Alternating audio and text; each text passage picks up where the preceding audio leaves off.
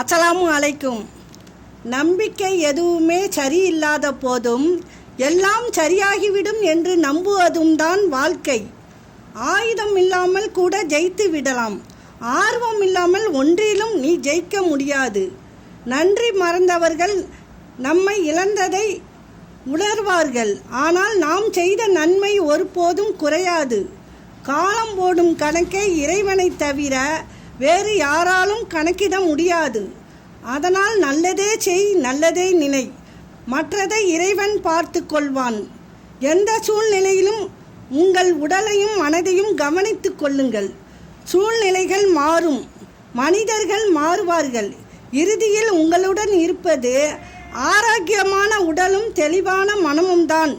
பிறக்கும்போது பனிக்குடம் உடையும், இறக்கும்போது மண்குடம் உடைகிறது.